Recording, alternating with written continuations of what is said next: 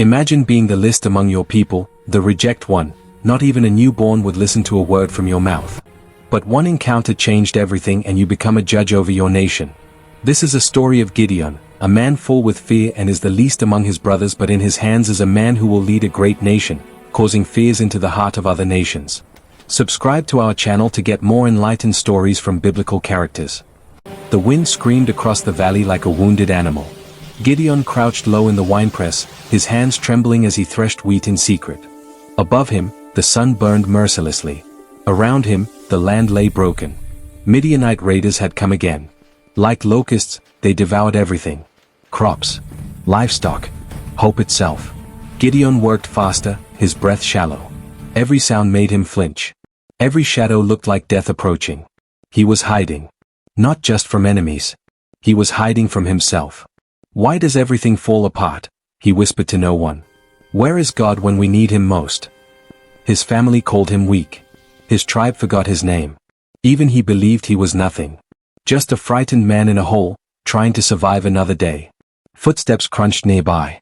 Gideon's heart hammered against his ribs. He pressed himself against the stone wall, praying to be invisible. The footsteps stopped. Silence. Then something else entered the winepress. Not a soldier. Not a friend. A presence. Gideon looked up slowly, wheat falling from his shaking hands. Someone was sitting under the oak tree, watching him, glowing faintly in the dust and shadow. The figure sat perfectly still. Not threatening, but not normal either. Gideon's throat went dry. His mind raced. Was this real? Was he losing his sanity from fear and hunger? Then the voice came. Deep. Calm. Impossible to ignore. The Lord is with you, mighty warrior. Gideon blinked. Once. Twice. His mouth opened, but only a bitter laugh escaped. Mighty warrior. His voice cracked with disbelief. Are you mocking me? He gestured at himself, at the winepress, at the ruins around them. Look at me. I'm hiding like a coward. If the Lord is with us, then why is everything broken? Why has he abandoned Israel? Why does he feel so far away? The messenger's eyes didn't waver. They burned with something Gideon couldn't name. Something that saw past his fear, past his failures, into a truth he didn't believe existed. Go in the strength you have, the messenger said. Save Israel. I am sending you. Gideon stepped back, shaking his head violently. Me? No. Impossible. My clan is the weakest in Manasseh. I'm the least in my family. You have the wrong person. The messenger stood. I will be with you. Gideon's world tilted. This couldn't be real. Prove it, he whispered desperately. Show me a sign. Gideon's hands shook as he prepared the offering. Meat. Unleavened bread. Broth. He placed them carefully on the rock, his mind spinning with doubt. What if this stranger was lying? What if he was crazy for even listening? The messenger touched the offering with his staff. Fire exploded from the rock. Flames consumed everything instantly. No wood. No kindle. Just pure, supernatural fire. Gideon fell backward, gasping. The messenger vanished like smoke in wind. Terror seized him. His chest tightened. Ancient stories flooded his mind. Stories of people who saw divine beings and died. I've seen the face of God. Gideon cried out.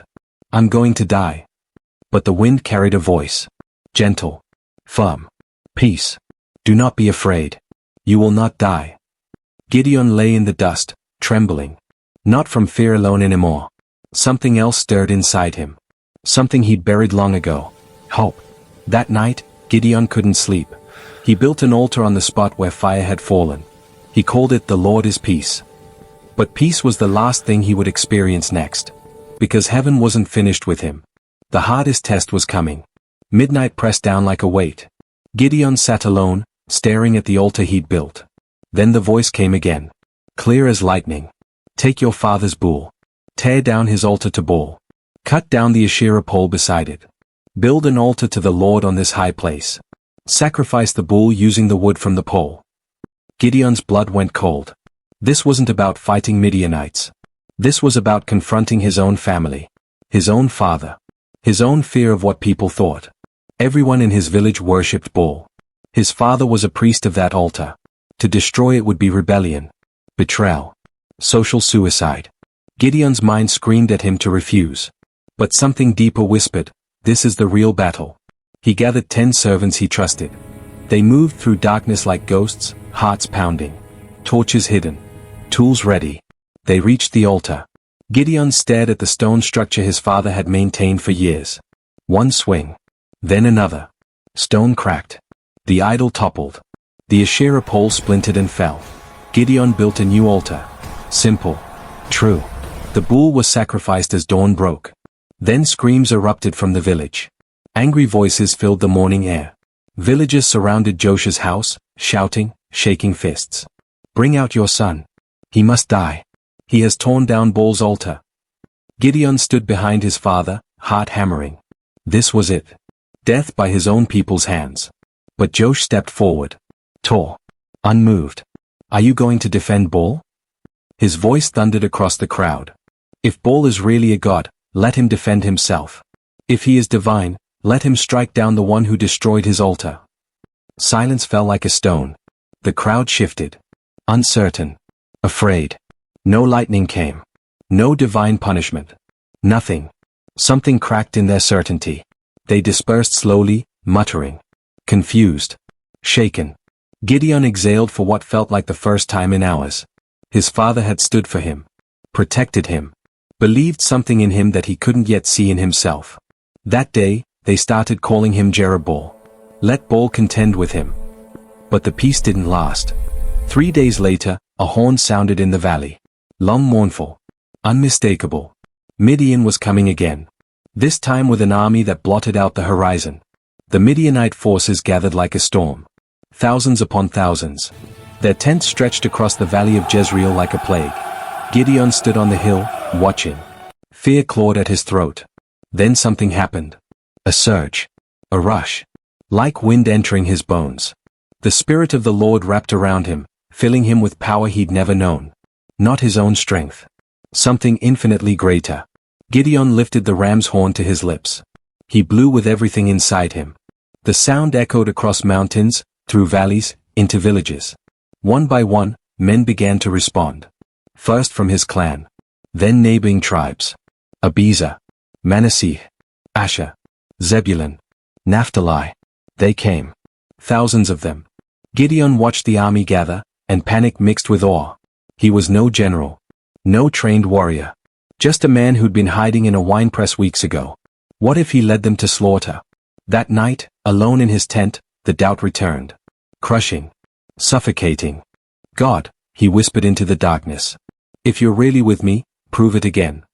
He grabbed a wool fleece and laid it on the ground outside. Let the fleece be wet with dew tomorrow, but the ground dry. Morning came. Gideon crawled out of his tent, barely breathing. The fleece was soaked. He wrung out a bowl of water from it. The ground around it? Completely dry. But still, doubt gnawed at him. What if it was just a strange weather pattern? God, he prayed again, embarrassed. Please don't be angry. Let me test just once more.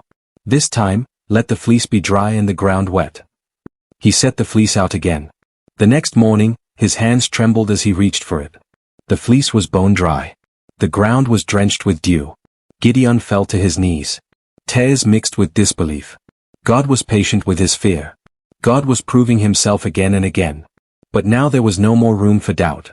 A messenger burst into camp, breathless. The men are assembled. 32,000 warriors ready for battle. Gideon rose slowly. His legs felt weak, but his heart was steadying.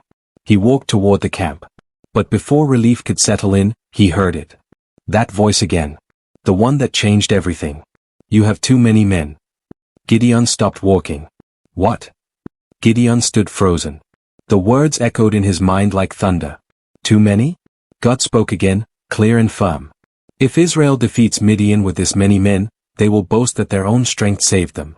Tell everyone who is afraid to go home. Gideon's mouth went dry. He turned to face the massive army. 32,000 soldiers. Finally, a force that might stand a chance. And God wanted him to shrink it. He gave the order, voice shaking. Anyone who trembles with fear may leave. He watched in horror as men began walking away. First dozens. Then hundreds. Then thousands. When the dust settled, only 10,000 remained. Gideon felt sick. But before he could process the loss, the voice came again. Still too many. Gideon actually laughed. A desperate, disbelieving sound. God continued. Take them down to the water. I will test them there. At the river, Gideon watched his soldiers drink. Most knelt down, faces in the water. But a few brought water to their mouths with their hands, staying alert. Separate those who lapped like this, God said. 300 men. Only 300. Gideon stared at them. His army had been reduced to almost nothing. Across the valley, 135,000 enemy soldiers prepared for war. That night, Gideon couldn't breathe. His tent felt like a tomb. 300 men. Against an army like the sand of the sea. His chest tightened. His vision blurred. Every doubt he'd ever had crashed over him like waves. What if I heard wrong? What if this is all a terrible mistake? His hands shook. His mind spiraled. Then, quiet as a whisper, God spoke. If you are afraid, go down to the enemy camp with your servant Purah. Listen to what they are saying. Afterward, you will be strengthened. Gideon grabbed Purah. They crept through darkness toward the Midianite camp. Fires flickered like stars across the valley. Thousands of tents. Soldiers everywhere. Gideon's heart pounded so hard he thought they'd hear it. They crawled close to one tent. Voices inside. I had a dream, one soldier said. A round loaf of barley bread came tumbling into our camp. It struck a tent so hard the tent collapsed. Another voice answered, trembling. This can only be the sword of Gideon son of Joash, the Israelite. God has given him victory over us. Gideon's breath caught. They feared him. The enemy was already defeated in their hearts. Gideon stumbled back to his camp, tears streaming down his face. Everything had changed. Not in his circumstances, but in his heart. Faith slammed into his chest like fire. Certainty replaced doubt. He wasn't leading this battle. God was. He woke his 300 men. They stared at him, confused and half asleep. Get up. Gideon's voice rang with new authority. The Lord has given the Midianite camp into your hands. They looked at each other. Something was different about him. His eyes burned with confidence. We attack tonight. Gideon divided them into 3 groups. He handed out torches, empty clay jars, and ram's horns. One soldier frowned. Commander, where are the swords? The shields? Gideon smiled. Not with fear, but with wild faith. We won't need them. Just do exactly as I do. When I blow my trumpet, you blow yours. Then shout, for the Lord and for Gideon. The men hesitated. This was insane. Suicidal. But something in Gideon's voice made them believe. They took their positions on the hills surrounding the enemy camp. Darkness swallowed them. Wind whispered through the valley. Gideon lifted his torch inside the jar. His men did the same. He raised the ram's horn to his lips. One breath. Then he blew. The sound pierced the night like a sword. Gideon shattered his jar. Fire burst into the darkness. 300 torches ignited on the hills. 300 trumpets blasted in unison. 300 voices roared, a sword for the Lord and for Gideon. The Midianite camp exploded in chaos. Soldiers woke, screaming. They saw fire on every hill. Heard trumpets from every direction. Thought they were surrounded by a massive army. Panic spread like wildfire. In the darkness, confusion became deadly. Midianites couldn't tell friend from enemy. They drew swords and struck at shadows. Commanders shouted orders, but no one could hear over the screaming. Men trampled each other trying to escape. Gideon watched from the hill, tears streaming down his face. God was doing it. Right before his eyes. The impossible was unfolding. The enemy turned on itself. Swords clashed. Blood spilled. The Midianite army destroyed itself from within. Thousands fled toward the Jordan River, desperate to escape the terror. Pursue them. Gideon shouted. Don't let them escape. The 300 gave chase. Exhausted. Hungry. But unstoppable now. Messengers ran to other tribes. Join the battle. Cut off their escape routes. Israel rose as one. What started with 300 became thousands. The victory was growing. But it wasn't finished yet. Gideon and his men chased the fleeing Midianites. Days blurred together. Their feet bled. Their stomachs cramped with hunger. But they didn't stop. They came to the city of Sukkot. Gideon approached the leaders. Please, give my men some bread. We're exhausted, but we're still pursuing the Midianite kings. The officials of Sukkot sneered. Have you already captured these kings? Why should we give bread to your army? Gideon's jaw tightened. When the Lord gives them into my hand, I will return. And you will answer for this cruelty. They moved on to Peniel. Same request. Same mocking refusal. When I return victorious, Gideon said quietly, I will tear down your tower. Rage and determination burned in equal measure. His own people had turned against him. But he wouldn't stop. Further into the wilderness they tracked the enemy. 15,000 soldiers remained, fleeing desperately. Then, in a narrow pass, Gideon sprang his trap. The Midianite army collapsed. The two kings, Zebah and Zalmunna, were captured. They knelt before Gideon, hands bound. Defiant even in defeat. One of them looked up, studying Gideon's face. Recognition flickered in his eyes. You look like someone I killed once. A young man at Tabor. Gideon froze. His brothers. The memory crashed over him. Sharp. Painful. Buried for years. What were they like? Gideon's voice trembled with barely controlled rage. The men you killed at Tabor? The king shrugged. Each one resembled a king's son. Strong. Noble. They were my brothers. Gideon's hand moved to his sword. If you had spared them, I would spare you now. Justice and grief collided in his eyes. The king stared back, unafraid. Gideon drew his sword. With steady hands, he executed them both. Personally. Not out of cruelty, but righteousness. Not revenge, but closure. His men watched in silence. Respect. Awe. Even fear. This was not the trembling man from the winepress. This was something forged through fire and divine purpose. Word spread through Israel. Gideon had defeated Midian. The oppression was over. Crowds began to gather. Chanting. Celebrating. Worshipping. Rule over us, they shouted. You and your son and your grandson. You have saved us. Gideon looked out at the masses. Power. Adoration. Everything he'd never had. The temptation whispered in his ear. You could take this. You've earned it. But something deeper stirred. The memory of fire from rock. The voice that called him mighty when he was weak. No, Gideon said firmly. I will not rule over you. The Lord will rule over you. The crowd fell silent. Confused. Disappointed. But even in his refusal of kingship, Gideon made a choice that would haunt everything. I do have one request, he said. Give me the gold earrings from your plunder. The people eagerly complied. Gold poured in. Earrings, crescents, ornaments. 43 pounds of gold. Gideon crafted an ephod. A sacred garment meant to honor God. Beautiful. Intricate. Gleaming. He placed it in his hometown of Ophrah. At first, people came to honor God. But slowly, subtly, something shifted. They stopped looking through the ephod to God. They started looking at the ephod itself. Day by day, worship became distorted.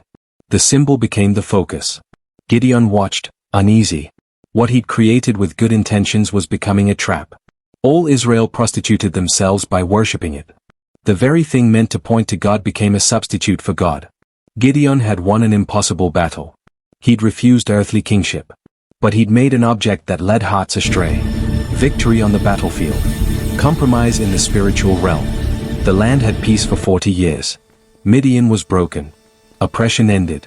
But beneath the surface, spiritual decay spread like rotten beautiful wood. Gideon took many wives. Fathered 70 sons. His household grew large, complicated, fractured. The man who once hid in fear now lived in prosperity. But something was missing. Years passed like water through fingers. Gideon grew old. His hair turned white. His joints ached. The scars from old battles faded, but never disappeared. He watched his sons grow. So many sons. Each one vying for position, influence, favor. The household that should have been united fractured into factions. His concubine in Shechem bore him a son named Abimelech. Ambitious. Cunning. Dangerous. Gideon could see it in his eyes. That hunger for power. That willingness to do anything to get it. But Gideon was tired. Too tired to address the storm brewing in his own family. The land remained peaceful. No Midianite raids. No oppression. Crops grew. Children played. But spiritually, Israel was drifting. The ephod still stood in Ophrah, drawing worship meant for God alone. Gideon knew. Deep down, he knew. His greatest victory had become his greatest failure. Not because he lost the battle, but because he didn't guard what came after. Late at night, alone, Gideon would sometimes return to that winepress in his memory. The place where he'd hidden. Where fire had burst from rock. Where a voice had called him mighty warrior. He had been chosen for something impossible. And he had done it. But finishing well proved harder than starting strong. The shadow of compromise lingered. And time was running out. Then, one quiet morning, Gideon died. Not in battle. Not dramatically. Just the way most people leave this world. Quietly. Old. In his bed. He was buried in the tomb of his father Josh, in Ophrah. The man who had once been too afraid to thresh wheat in daylight was laid to rest with honor. Israel mourned. For a moment. But the moment passed quickly.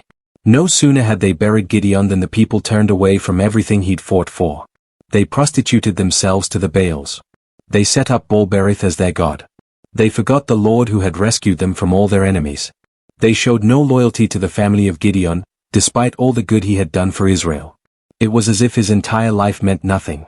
40 years of peace. Gone in an instant. The ephod remained, still worshipped.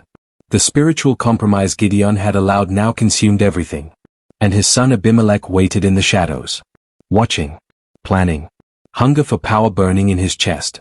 The moment Gideon's restraining presence was gone, darkness moved. Abimelech went to his mother's family in Shechem. He spoke poison into their ears. Wouldn't it be better to have one ruler instead of 70 sons of Gideon? They gave him 70 pieces of silver. With it, he hired reckless adventurers. Criminals. Men willing to do anything. Together, they went to Ophrah. Abimelech and his hired killers surrounded the house where Gideon's sons lived. 70 brothers. Sons of the man who had saved Israel. One by one, Abimelech slaughtered them. On a single stone. Like animals for sacrifice. Blood stained the earth where fire had once burst from rock. Where an altar to peace had stood. Only one escaped. Jotham, the youngest, hid and fled. The people of Shechem gathered. They crowned Abimelech king. The very title Gideon had refused, his son now seized through murder and betrayal. Jotham climbed to the top of Mount Gerizim. From there, his voice echoed across the valley. Listen to me, citizens of Shechem. You have made a thorn bush your king. Fire will come from that thorn bush and consume you. His curse hung in the air. A prophecy of destruction. Then Jotham fled, disappearing into exile. Abimelech ruled for 3 years. Violence. Oppression. Cruelty. Everything Gideon had fought against, his own son embodied. The legacy was unraveling. The peace was shattering. God sent an evil spirit between Abimelech and the citizens of Shechem. They turned against him. Civil war erupted. Brother against brother. Leader against people. Abimelech attacked Shechem with fire and fury.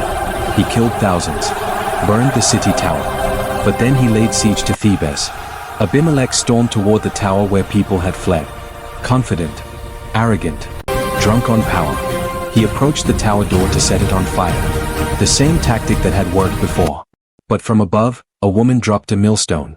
It struck Abimelech's skull. Cracked it. Blood poured down his face. Dying, humiliated, he called to his armor-bearer. Draw your sword and kill me, he gasped. Don't let it be said a woman killed me.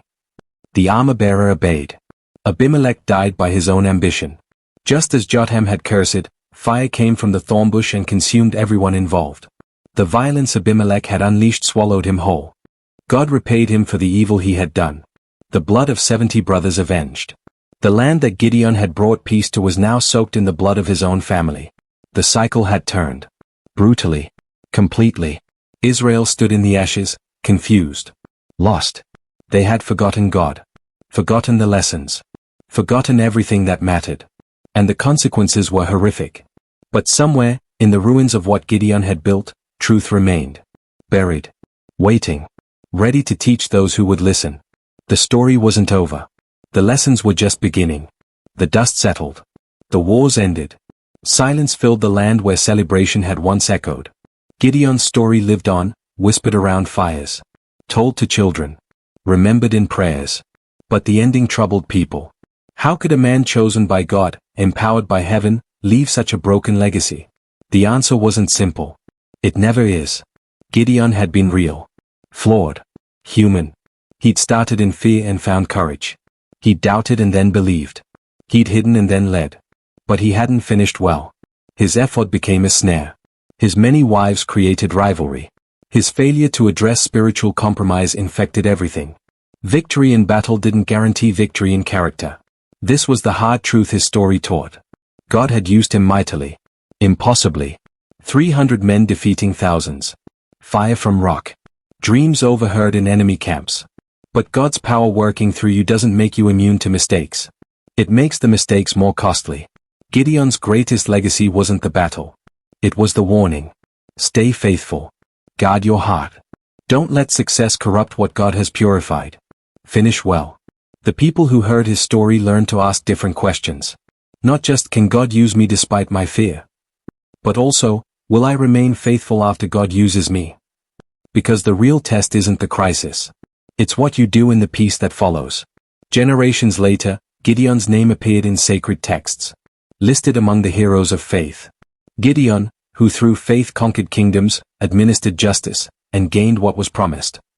His victory was remembered, celebrated, honored. But those who knew the full story understood both sides.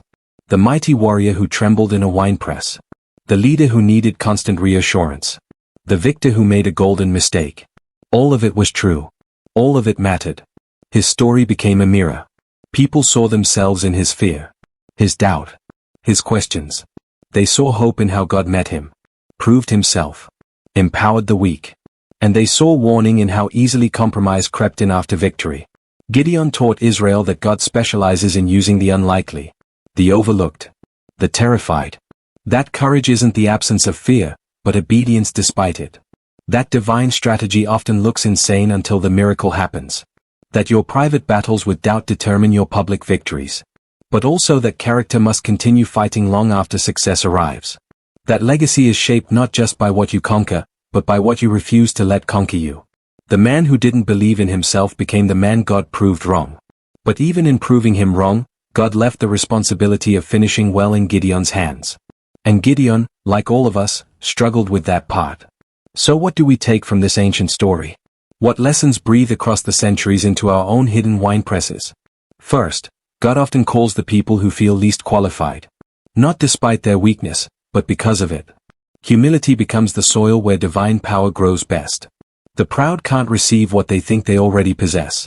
Gideon's fear made space for God's strength. Second, courage is not the absence of fear. It's choosing to move forward even when fear shakes your bones. Gideon trembled constantly. But he trembled forward. Obeyed scared. Fought terrified. That's the courage God honors. Third, divine direction will often look illogical until the miracle happens. Reduce the army? Attack with torches and jars? It made no sense. Until it worked. God's strategies rarely make sense to human wisdom. That's intentional. So glory goes to the right place. Fourth, your private battles determine your public victories. Before Gideon could face Midian, he had to face the altar in his own backyard. The idols in his own family. What you refuse to confront privately will sabotage you publicly. Fifth, victory is not enough. Character must continue the fight long after success. Gideon won the battle but lost the peace. He defeated enemies but didn't guard his heart. Success can be more dangerous than failure. Sixth, and finally, your legacy is shaped not just by what you conquer, but by what you refuse to let conquer you. Gideon refused to become king. That was wisdom. But he allowed an object to become an idol. That was compromise. The battles never truly end. They just change form. These lessons aren't just ancient wisdom. They are mirrors. Look at them. What do you see? Do you see yourself hiding in a winepress, convinced you're too weak, too insignificant, too broken for God to use? God sees something different. He sees a mighty warrior waiting to believe.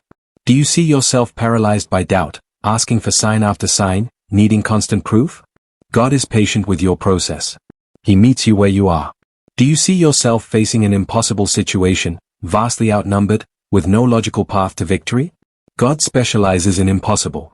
That's his favorite stage. Do you see yourself compromising after success, allowing good things to become God substitutes? Stop now. Course correct. Finishing well is still possible. Gideon's story isn't just history. It's a living invitation. To courage. To faith. To allowing God to prove you wrong about yourself. To believing that the unlikely can become undeniable when heaven decides to move. The winepress you're hiding in today might be the launching pad for tomorrow's miracle. But there's something else in this story. something we can't ignore. Gideon was chosen, empowered, used mightily. And still, his ending was complicated, messy, flawed. This teaches us something uncomfortable but necessary.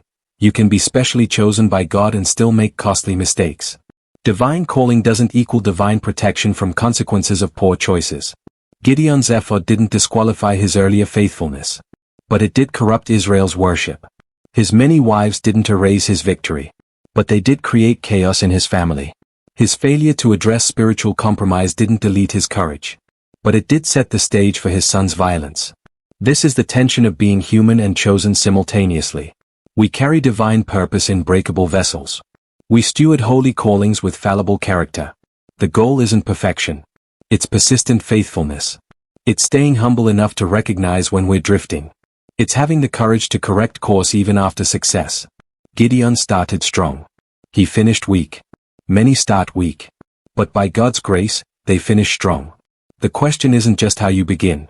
It's how you endure. How you guard your heart. How you remain faithful when the battle is over and the crowd is cheering.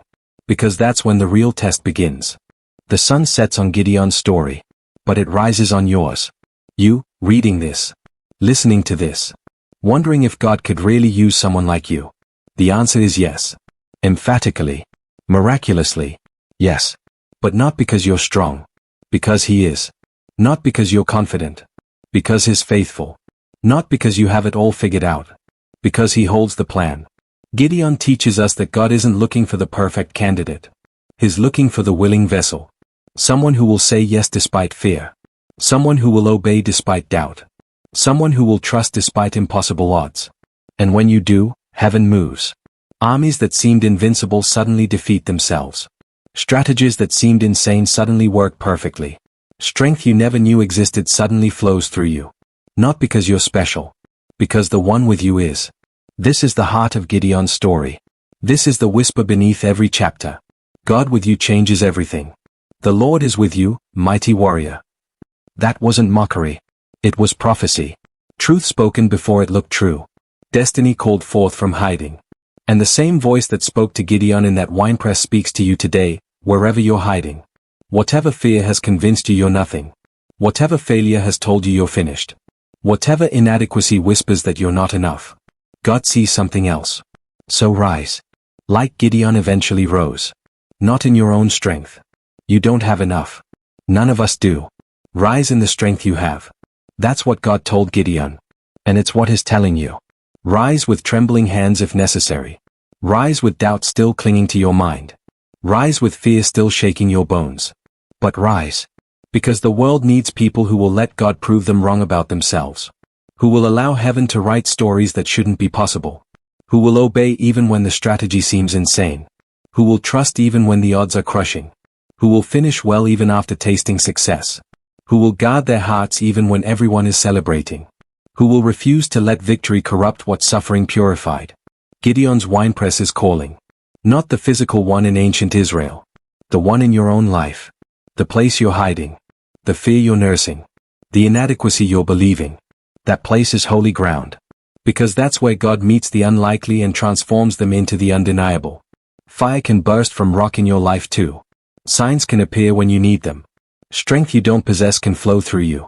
300 can defeat thousands in your situation. Not because you're mighty. Because He is.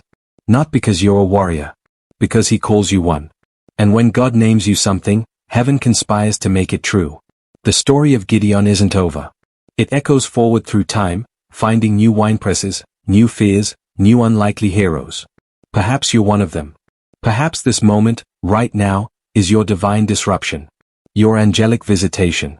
Your call from hiding. Don't let fear have the final word. Don't let inadequacy write your story. Don't let past failures define your future. Let God prove you wrong. Let heaven shock you. Let the impossible become your testimony. But remember, winning the battle is just the beginning. Finishing well is the real victory. Guard your heart after success. Stay humble after miracles. Keep God central after He uses you powerfully. Because your legacy won't just be what you conquered. It will be what you refuse to let conquer you. 6 lessons that could change your life. 1. God often calls the people who feel the least qualified. because their humility becomes their strength. Your weakness isn't disqualifying. It's the very thing that makes space for his power. TWO, courage is not the absence of fear. It is choosing to move forward even when fear shakes your bones. You don't need to feel brave. You just need to obey scared. 3. Divine direction will often look illogical until the miracle happens. When God's strategy seems insane, trust anyway. His ways are higher. His wisdom is deeper. The miracle will prove it. 4. Your private battles determine your public victories. What you refuse to confront in secret will sabotage you in public. Face the altars in your own backyard before you face the armies in the valley. 5. Victory is not enough. Character must continue the fight long after success. The real test isn't the crisis. It's what you do in the peace that follows. Guard your heart when everyone is celebrating. 6. Your legacy is shaped not just by what you conquer, but by what you refuse to let conquer you. Success can corrupt faster than failure. Stay humble. Stay faithful. Finish well. The man who didn't believe in himself became the man God proved wrong. And the God who proved Gideon wrong is still in the business of transforming unlikely people into unstoppable purposes. Your winepress is waiting. Your calling is coming. Your impossible is God's specialty. Will you rise?